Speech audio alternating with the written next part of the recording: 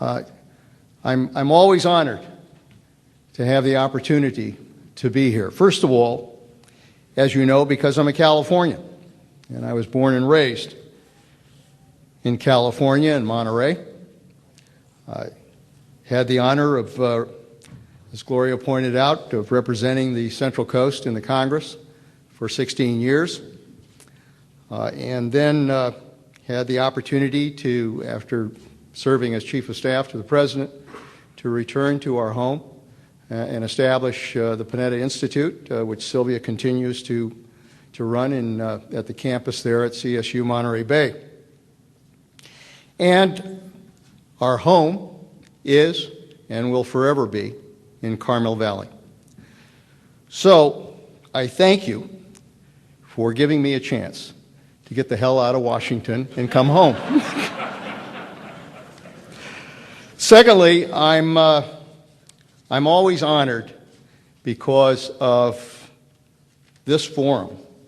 The Commonwealth Club, I believe, really does provide one of the great public forums in the country. You have hosted some of the great leaders in our nation's history.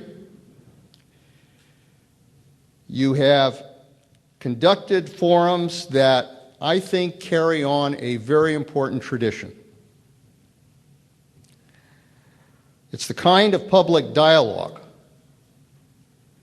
that I think was envisioned by our forefathers, that allows people to present different views and allows people to listen to those views and form their own judgments on the issues. I can't tell you how important it is to continue those kinds of forums in these times of partisanship and political conflict. We need to be able to dialogue with one another about our thoughts on the toughest issues that face this country. I've had the honor, as Gloria pointed out, to speak at the Commonwealth Club's 100th anniversary, and I'm honored again, as I said, that you've asked me to participate and have this opportunity again. Now, I've learned a long time ago not to guess where life will lead you. My career, as Gloria's pointed out, has spanned over 40 years. But I'm fairly certain that none of us would have predicted in 2003 that I would be here one day as the director of the Central Intelligence Agency. But when the President asks you to serve, you answer that call. And the chance to lead the CIA, a critical organization in these times, critical times, was an offer that after 40 years of public service gave me yet another challenging opportunity to serve this nation. Without question, this is the most challenging job I've had in Washington. But at the same time, it's also one of the most rewarding because of our mission, because of the people who work in this agency, but most of all because of the duty we have to try to keep this nation safe. The United States in the 21st century, in the year 2009, truly is at a major crossroads in its management of the economy, in energy, in healthcare, in deficits, the way we handle our budget, in immigration, in climate change, in terrorism, in nuclear proliferation, and in our relationship with the rest of a very changing and global world.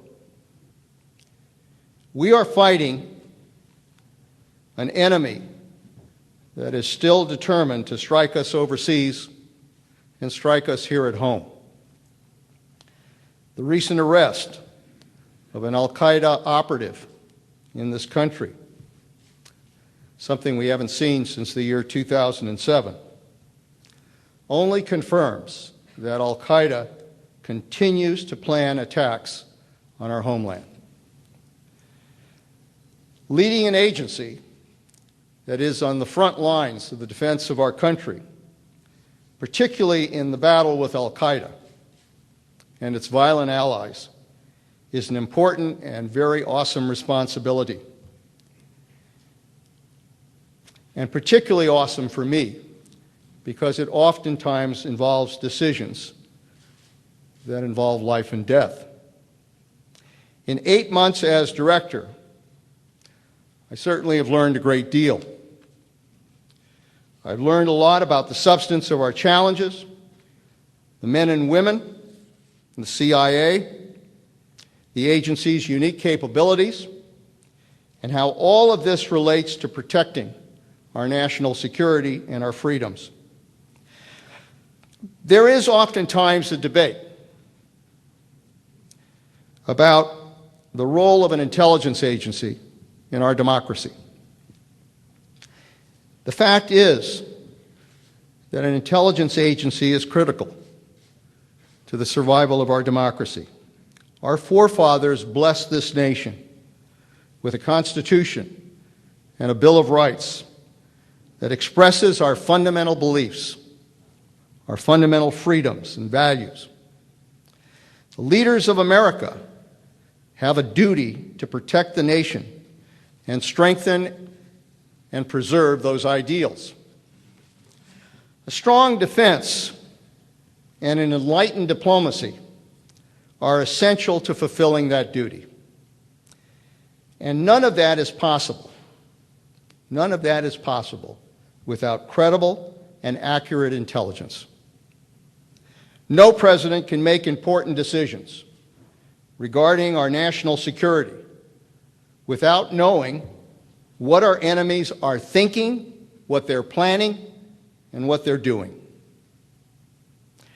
Our job is to give the president that knowledge so that he can make the right decisions. And that is what the president asked of me when he offered me this job, and that's what I pledged to him. I believe that when the CIA does its duty and does it well, not only do we protect the American people, not only do we provide the important information that has to be provided to our president and our leaders, but hopefully, if we do our job, we can move beyond the divisive political charges and countercharges of the past. We can, as a nation, learn the lessons of the past without getting trapped by the past. Trust is essential in our democracy. Trust is essential between the people and their government. Trust is essential between Republicans and Democrats. And trust is essential to our intelligence effort. My goal in this job is to restore that trust. Neville Chamberlain, after he resigned in 1940 as Prime Minister of Great Britain, found that there was a tremendous amount of political pressure to delve deeply into the actions that he took at Munich to forestall military conflict with Germany. Winston Churchill was being pressured to conduct that investigation, and he knew the toll that it would take. And he knew that it would not be particularly wise at a time of war. He said something that I've used often to express the importance of focusing on the future. And I quote, "If we open a quarrel between the past and the present, we shall find that we have lost the future." Unquote.